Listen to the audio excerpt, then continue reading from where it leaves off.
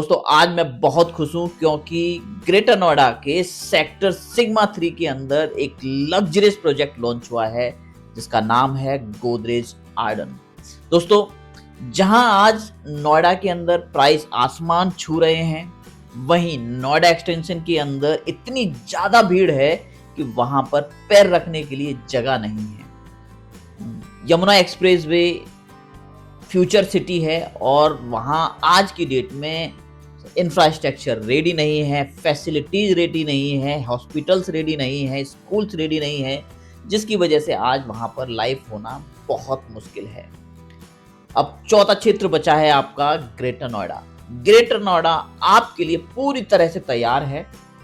सारी फैसिलिटीज, सारे इंफ्रास्ट्रक्चर, अब चाहे वो एक्सप्रेसवेज हो या कॉमर्शियल्स हो, चाहे आपके स्कूल्स हो, चाहे यूनिवर्सिटी हो, सारी चीजें रेडीली अवेलेबल हैं। दोस्तों इन चीजों को ध्यान में रखते हुए गोदरेज आर्डन यहाँ लॉन्च हुआ है और बहुत ही अफोर्डेबल प्राइस के अंदर मौजूद है। दोस्तों मैं आपको ये बताना चाहूँगा कि प्री लॉन्च के टाइम पर ही इसके जो 2 BHK प्लस स्टडी की जो यूनिट्स हैं पूरी तरीके से सोल्ड आउट हैं। आज मैं आपको इस वीडियो के माध्यम से इस पूरे प्रोजेक्ट का वॉक थ्रू कराने वाला हूँ। मैं आपको समझाने वाला हूँ ये प्रोजेक्ट क्या है, कहाँ पे बना है, क्या फ्लोर प्लान है और आपको घर बैठे ही इस पूरे प्रोजेक्ट की जानकारी मिल जाएगी। अगर आपको इस प्रोजेक्ट को समझना है तो आपको साइट विजिट करने की जरूरत नहीं है, आप घर बैठे ही पूरे प्रोजेक्ट को समझ सकते हैं। मैं आपका और समय खराब नहीं करूंगा, चलते हैं मेरी स्क्रीन के ऊपर, वहां समझते हैं इस प्रोजेक्ट को, ये प्रोजेक्ट क्या है और क्यों आपको इस प्रोजेक्ट के अंदर इन्वेस्ट करना चाहिए अगर आप इन्वेस्टमेंट ग्रेटर नोएडा में देख रहे हैं तो दोस्तों ये है इसका RERA number, UP RERA PRJ 110-163, ये आपका रेरा नंबर है। इस रेरा को एक बार ओपन कर लेते हैं। गूगल पे जाना है, गूगल के बाद आपको जस्ट ये एंटर करना है RERA number, you will be landed to this page. ये आपका कुछ इस तरीके का इंटरफेस खुलेगा। दोस्तों ये आपका उत्तर प्रदेश का रेरा का ऑफिशियल साइट है जहां पर कोई भी प्रोजेक्ट की डिटेल आपको मिल जाएगी। सो इस प्रोजेक्ट की सारी डिटेल, इसका फ्लोर प्लान, इसका सैंक्शन लेटर, इसका जमीन का जो रजिस्ट्रेशन है, सारी चीजें इस वेबसाइट के ऊपर अवेलेबल हैं। गूगल मैप पे दोस्तों इसकी लोकेशंस ऑलरेडी अभी अपडेट हो चुकी है। गोदरेज आर्डन डालना है, Godrej Arden is already available. So ये वो प्लॉट है दोस्तों जहां ये प्रोजेक्ट बन रहा है। मुझे याद है दोस्तों 2024 के अंदर इस प्लॉट का आवंटन हुआ था और गोदरेज ने इस प्लॉट को जो मिनिमम प्राइस है अथॉरिटी का उससे डबल प्राइस पर इस प्लॉट को खरीदा था। उस समय 5 अलॉटमेंट हुए थे, उसमें से 2 प्रोजेक्ट गोदरेज ने लिए थे, 2 प्लॉट गोदरेज ने लिए थे, उनमें से 1 प्लॉट ये था और आज इसके ऊपर कंस्ट्रक्शन चालू हो गया है। तो ये जो प्लॉट है ये करीब करीब आपका 9.5 एकड़ का प्लॉट है और इस प्लॉट के ऊपर ये बनाने क्या हुआ ना समझते हैं इस रेरा डॉक्यूमेंट को। सो ये है उसको आपका प्लॉट एरिया। प्लॉट एरिया है आपका 38,771, यानी कि जो मैं आपको बताया था 3.58 एकड़ का ये लैंड पैच है, उसको अगर कन्वर्ट करते हैं स्क्वायर मीटर के अंदर तो 38,771 स्क्वायर मीटर निकल के आएगा। जो अलाउबल FAR है ग्रेटर नोएडा के अंदर वो है आपका 3.5 का। तो 3.5 से जब आप तो मल्टीप्लाई करोगे तो आपको परमिसिबल FAR आपको निकल के आ जाता है। परमिसिबल FAR आता है आपका 1,35,698 स्क्वायर मीटर। इसके ऊपर आप कंस्ट्रक्शन कर सकते हो इस FAR के ऊपर। अब अगर आप ग्रीन बिल्डिंग बनाते हो तो ग्रीन बिल्डिंग के लिए आपको 5% का एक्स्ट्रा FAR मिलता है जो निकल के आता है आपका 6,784, जो बन जाता है आपका 3.675 टोटल। जो एरिया निकल के आएगा आपका FAR 1,42,483 का आपको एरिया टोटल मिलता है। अब इस एरिया को ये लोग यूज कैसे कर रहे हैं, इनका ये आपका परमिसिबल है। अब इस प्रपोजल के अगेंस्ट में व्हाट दे आर प्रपोजिंग, उन्होंने प्रपोज किया है प्रपोज FAR एरिया D+E, ये 2 अलग अलग कंपोनेंट है। आपका रेसिडेंशियल का कंपोनेंट अलग रहेगा और आपका कमर्शियल का अलग रहेगा। तो रेसिडेंशियल के लिए उन्होंने प्रपोज किया है 1,40,365 और कमर्शियल के लिए प्रपोज किया है 1,224। तो दोस्तों आगे मैं इस कैलकुलेशन में इसी को ही यूज करने वाला हूं क्योंकि ये आपका प्रपोज्ड FAR है जिसके ऊपर इन्होंने सारी कैलकुलेशंस करी हुई हैं। नाउ एक और गाइडलाइन है इस FAR के अलावा नॉन FAR भी एरिया है जो अथॉरिटी के हिसाब से कुछ परमिशंस हैं, कुछ परसेंटेज उसको भी एलोकेट होता है। तो उसमें सर्विस के लिए जो एरिया एलोकेट है जिसके अंदर आपकी लिफ्ट रहती है, जिसके अंदर आपका लॉबी रहती है और आपका बिजली का घर होता है, बिजली घर के अलावा आपका जो गार्ड रूम है, वो सारी चीजें आपकी सर्विसेबल एरिया के अंदर आती हैं। तो वो इन्होंने ले रखा है 15%, 15% यानी कि 20,354। उसी के अगेंस्ट में इन्होंने भी 20,607 एरिया इन्होंने यूज किया। थोड़ा सा ज्यादा है बट वो उन्होंने वहां ऊपर जहां इन्होंने स्पेस छोड़ा हुआ है उससे इसको कंपनसेट किया हुआ है। Now let us see permissible ground area, ground coverage जिसे बोलते हैं, वो एरिया जिसके अंदर आपको कंस्ट्रक्शन अलाउड है, जहां पर आप अपार्टमेंट बना सकते हैं, जहां पर आप टावर खड़े कर सकते हैं, उस एरिया को कवर्ड एरिया बोलते हैं। वो है एज पर अथॉरिटी गाइडलाइन के हिसाब से 35% ऑफ प्लॉट एरिया। तो प्लॉट एरिया है, प्लॉट आपका है 38,771 का, मल्टीप्लाई बाय 35% तो निकल के आएगा 13,569। ये आपका परमिसिबल ग्राउंड कवरेज है, यानी कि इससे अधिक आप ग्राउंड कवरेज नहीं कर सकते हैं। Now But they are proposing only 24.79%, बहुत कम है। इनको था अलाउड था 35%, 35 में भी ये लोग केवल 24.79% यूज कर रहे हैं, यानी कि 9,610 स्क्वायर मीटर के प्लॉट एरिया के ऊपर ही ये कंस्ट्रक्शन करने वाले हैं। जो आपके टावर खड़े होंगे वो सारे के सारे 9,610 स्क्वायर मीटर के ऊपर ही बनेंगे। अब ओपन एरिया की एक डेफिनेशन है, plot area minus propose ground coverage, ये डेफिनेशन है आपकी ओपन एरिया की। तो 38,771 माइनस 9,610 इज इक्वल टू 29,160, यानी कि 38,771 में से 29,000 के एरिया के ऊपर तो ये लोग केवल ग्रीनरी ही बनाने वाले हैं। सिर्फ यही ग्रीनरी नहीं है दोस्तों इस प्लॉट के अंदर, इसके आगे भी आप देखोगे तो आपको 45 मीटर की ग्रीन बेल्ट मिलती है। इसके लेफ्ट साइड में आपको 18 मीटर की रोड प्लस ग्रीनरी मिलती है। इसके राइट साइड में भी आपको 18 मीटर की रोड प्लस ग्रीनरी है, यानी कि चारों तरफ से ये प्लॉट ओपन प्लॉट है। तो जो भी व्यू आपके आने वाले हैं इस प्लॉट के टावर में, जो भी फ्लैट बनने वाले हैं, सबको विजिबिलिटी रहने वाली है ना। अब देखते हैं इसके अंदर परमिसिबल डेंसिटी कितनी है। हर प्रोजेक्ट के अंदर एक डेंसिटी डिफाइन होती है दोस्तों, कितने ज्यादा लोग उसके अंदर रह सकते हैं एज पर अथॉरिटी गाइडलाइन। बहुत ज्यादा भीड़ भाड़ अथॉरिटी की नजर में अलाउड नहीं है। अथॉरिटी ने डेफिनेशन दे रखी है कि 2100 पर्सन पर हेक्टेयर, अगर एक हेक्टेयर का कोई लैंड पैच है तो उसके अंदर आप सिर्फ 2100 लोग ही रख सकते हो, यानी इतने ही यूनिट बना सकते हो जिसके अंदर 2100 लोग रह पाए। वही चीज इन्होंने रखी है।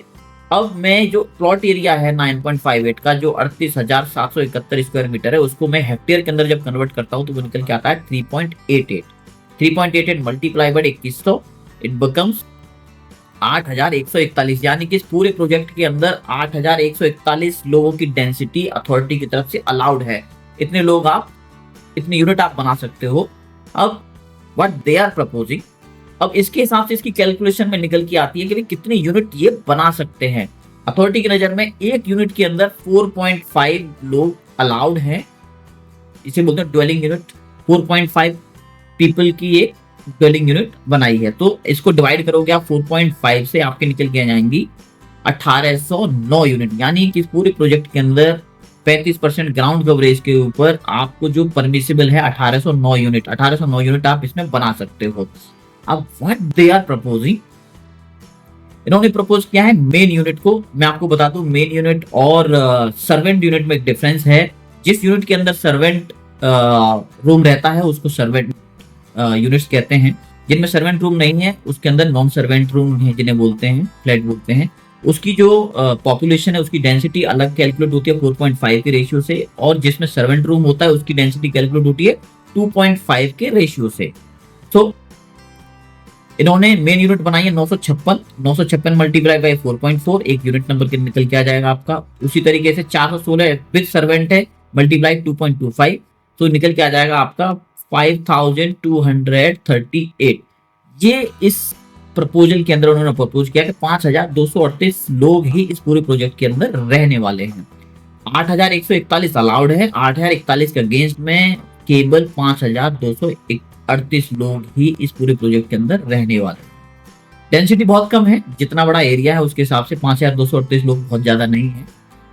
नाउ लेट अस सी कॉमर्शियल एरिया क्या है। कॉमर्शियल की भी डेफिनेशन है, 1% of FAR is allowed for commercial project. Commercial buildings के लिए जहाँ आपकी दुकानें रहेंगी, यहाँ आपकी ग्रोसरी की चीजें रहेंगी, यहाँ आपकी हेयर सलून्स रहेंगे, बहुत सारी चीजें जो आपकी कॉमर्शियल चीजें रहने वाली हैं, वो आपको 1% का FAR के अंदर ही अलाउड है। सो वो आपका निकल के आता है 1356, और 1356 में ये लोग यूज कर रहे हैं 1224 कॉमर्शियल के लिए यूज हो रहा है। नाउ अभी कैलकुलेट करते हैं दोस्तों उसके अंदर पार्किंग कितनी रहने वाली है, क्योंकि मकान तो बना दिए, फ्लैट बना दिए, बट उसके लिए कार पार्किंग भी चाहिए। तो कार पार्किंग की भी कैलकुलेशन है दोस्तों, 80 स्क्वायर मीटर के अंदर आपको एक कार पार्किंग अलाउड है। तो 1,40,368 का FAR है, डिवाइड बाई 80 बिकम्स 1755। और number of parking required for commercial, commercial को भी आप 1356 स्क्वायर मीटर को 50 से डिवाइड करोगे तो 27। कॉमर्शियल के लिए 50 है, रेसिडेंट के लिए 80 है।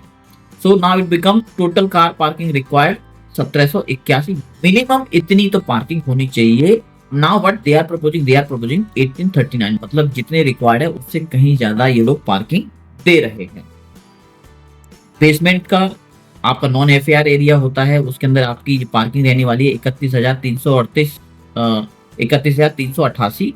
और स्टिल्ट के ऊपर भी आपका कार पार्किंग के लिए स्पेस रहने वाला, उसको 20,065 स्क्वायर मीटर। दोस्तों बहुत बड़ा डॉक्यूमेंट है, मैं इस डॉक्यूमेंट की एक एक चीज को बारीकी से कवर नहीं करूंगा, आप एक बार इस डॉक्यूमेंट को डिटेल में पढ़िएगा। कभी आपको लगे आपको कुछ चीजें नहीं समझ में आ रही हैं, आप किसी भी समय आप मुझे कांटेक्ट कर सकते हो, या कमेंट बॉक्स में लिख सकते हो जानकारी के लिए, या आपको ऐसी ही स्टडी किसी और प्रोजेक्ट के लिए चाहिए, आप मुझे कमेंट बॉक्स में लिख दें, मैं आपकी हेल्प कर दूंगा। मैं उसके अंदर एक और वीडियो बना दूंगा। ऐसा ही नहीं, इतना ही नहीं दोस्तों, मैं इसके ऊपर एक डिटेल कैलकुलेशन भी बनाने वाला हूं, जहां मैं आपको समझाऊंगा कि आपको रेसिडेंशियल प्लॉट्स के अंदर इन्वेस्टमेंट करना चाहिए या फिर रेसिडेंशियल फ्लैट के अंदर इन्वेस्ट करना चाहिए, कहां पर आपको ज्यादा रिटर्न बनने वाला है। पैसा बनाना है तो पैसा बनाने के लिए आपको इमोशंस को साइड में रखना पड़ेगा। जिस तरीके से आज स्टॉक मार्केट के अंदर वही लोग कामयाब हैं जो इमोशंस को साइड में रखते हैं, इसको एक बिजनेस की तरह लेके काम करते हैं, वो लोग ही कामयाब हैं। उसी तरह से रियल एस्टेट भी दोस्तों तभी कामयाब है जब आप इमोशन को एक साइड में रखोगे, इसको ऐसे बिजनेस ट्रीट करोगे, तभी आप इसके अंदर पैसा बना सकते हो। तो ये आपको कहाँ इन्वेस्ट करना है, कब पैसा डालना है, कब निकालना है, वो सारी जानकारी मैं अगली वीडियो में आपको देने वाला हूँ। नाउ इसको समझते हैं, इसका दोस्तों फ्लोर प्लान क्या है, किस तरीके का इसके अंदर प्रोजेक्ट बन रहा है।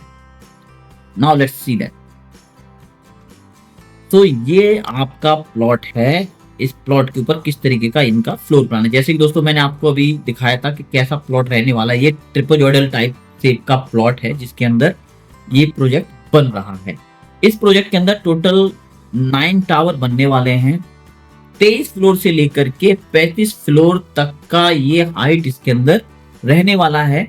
हर टावर की हाइट फिक्स करी हुई है, यानी कि जो आपके 1 से लेकर के 3 टावर जो हैं उसकी हाइट आपकी 23 फ्लोर की है। जो आपका 4th टावर है उसकी हाइट आपकी 35 फ्लोर की है। और आपके जो 5, 6, 7 जो टावर रहने वाले हैं उसकी हाइट आपकी 24 फ्लोर की है। और आपके 8 और 9 टावर की जो हाइट है वो आपकी 33 फ्लोर की है। तो हर टावर की हाइट इन्होंने अलग अलग रखी हुई है।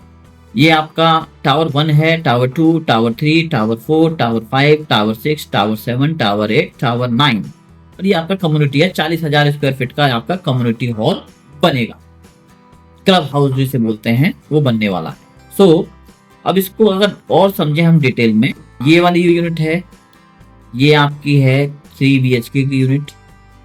ये वाली सारी यूनिट जो है ये आपकी 3 BHK की यूनिट है। और 1, 2, 3, 4 ये 4 यूनिट है आपकी 2 BHK की। और ये वाली भी यूनिट आपकी 3 BHK की है। सो इस तरीके का आपका प्लान है। ये 3 BHK, ये 3 BHK, ये 3 BHK, ये 3 BHK, सारी की सारी लाइन 3 BHK की। इसके अलावा अगर मैं इस टावर में आता हूं, टावर 4 के अंदर, टावर 4 में आपकी ये वाली जो यूनिट है ये है आपकी 4 BHK प्लस सर्वेंट, और ये आपकी है 3 BHK प्लस सर्वेंट। ये टावर आज की डेट में खुला नहीं है, ये अभी इसके अंदर बुकिंग नहीं है। इसके अलावा है टावर आपका 5, 6, 7 और 8। 9 टावर भी अभी खुला नहीं है। तो इस साइड में ये वाली जो यूनिट है सारी आपकी हैं 3 BHK प्लस सर्वेंट, और ये वाली इस साइड की जो यूनिट है ये आपकी 3 BHK प्लस स्टडी। यहाँ पे आएंगे टावर 8 के अंदर, ये यूनिट आपकी रहने वाली है 3 BHK प्लस सर्वेंट, और ये वाली जो यूनिट है ये आपकी 4 BHK। तो 2 BHK प्लस स्टडी से लेकर के 4 BHK प्लस सर्वेंट तक का इसके अंदर साइज रहने वाला है। मैंने इसका एक पूरी समरी बनाई हुई है, इससे थोड़ा आपको आइडिया लग जाएगा किस तरीके के क्या क्या यूनिट रहने वाली। सो आपको इसको समझोगे। मैंने एक आपको पूरा इसका समरी बनाया हुआ है किस टावर के अंदर क्या क्या रहने वाला है, कौन से साइज किस टावर के अंदर अवेलेबल है। 2 BHK आपके अवेलेबल है टावर 1, 2, 3 के अंदर। ये पूरी तरीके से सोल्ड आउट है, तो कोई यूनिट नहीं है दोस्तों इसके अंदर, 100% सोल्ड आउट। 3 BHK है आपका 1880, ये आपके टावर 1, 2, 3 के अंदर है। 3 BHK प्लस स्टडी है ये आपके 5, 6, 7 के अंदर है। 3 BHK प्लस सर्वेंट आपका 4, 5, 6, 7, 8, 9 6 टावर के अंदर इसकी सबसे ज्यादा यूनिट आपकी 3 BHK प्लस सर्वेंट की है। फिर 2 टावर हैं जिसके अंदर आपके 4 BHK यूनिट है, आपका टावर 8 और 9 अभी खुला नहीं है, और 4 BHK प्लस सर्वेंट जो आपकी रहने वाली है वो आपकी टावर 4 के अंदर है, ये भी अभी खुला नहीं है। सो दोस्तों अभी मैक्सिमम यूनिट जो आपको अवेलेबल है वो आपकी 3 BHK और 3 BHK प्लस सर्वेंट और स्टडी, ये यूनिट अभी अवेलेबल है। 2 BHK 100% सोल्ड आउट है। नाउ लेट अस सी, ये आपका टावर 1। टावर 1 के अंदर ये आपकी 3 BHK की यूनिट है, ये आपकी 2 BHK की यूनिट है, ये 3 BHK है और ये 3 BHK है। आप देखोगे यहाँ स्टडी है, ये 1 बेडरूम, ये 2nd बेडरूम, ये स्टडी। इसी तरह यहाँ 1 बेडरूम, यहाँ 2nd बेडरूम, ये 3rd बेडरूम, कोई स्टडी नहीं है। टावर 1 के अंदर 1, 2, 3 के अंदर 2 BHK plus study and 3 BHK। अब समझते हैं इसका अगला टावर जो है। सो ये आपका टावर 4 है दोस्तों। टावर 4 के अंदर आप देखोगे ये एक रूम है, ये दूसरा रूम है, ये तीसरा और ये चौथा, और यहाँ सर्वेंट 4 BHK प्लस सर्वेंट का है। अब सबसे अच्छी बात यह है दोस्तों, इन सब में पूरे प्रोजेक्ट के अंदर रनिंग बालकनी है, यानी कि हर रूम के साथ आपकी बालकनी कनेक्ट है। तो बहुत अच्छा व्यू यहाँ से आपको रहने वाला है। हर फ्लैट के लिए, हर कमरे के लिए व्यू बहुत अच्छा रहने वाला है। इस प्रोजेक्ट को इस तरीके से डिजाइन किया हुआ है कि आपके हर रूम को रनिंग बालकनी के साथ कनेक्ट किया हुआ है। तो ये हो गया आपका 4 BHK प्लस सर्वेंट, और इस साइड में आपके हैं 3 BHK प्लस सर्वेंट, यानी इसके साथ भी तीनों रूम के साथ ये आपकी रनिंग बालकनी मौजूद है, यानी 1, 2, 3 ये तीनों बेडरूम हो गए, इसके साथ आपका ये सर्वेंट हो गया। तो ये आपका टावर 4 हो गया। टावर 4 के अंदर 3 BHK plus servant and 4 BHK plus servant ये मौजूद है। नाउ अभी देखते हैं इसके अदर टावर्स को। तो ये टिपिकल फ्लोर प्लान है आपका टावर 5, 6, 7 का। सारे टावर एक जैसे हैं, 5, 6, 7। इसमें क्या है, ये आपकी जो पार्क फेसिंग यूनिट रहने वाली है 1, 2, 3 and plus servant. 3 BHK plus servant की ये यूनिट है आपकी 3 BHK प्लस सर्वेंट, और ये वाली यूनिट है आपकी 3 BHK, कोई सर्वेंट नहीं। 3 BHK प्लस स्टडी, एक्चुअली ये वाली यूनिट है प्लस स्टडी, इसके अंदर स्टडी रहेगा। ओके, सो अभी समझते हैं इसका टावर 9 को। ये आपका 8 है, जैसे कि मैंने आपको दोस्तों शीट में बताया है।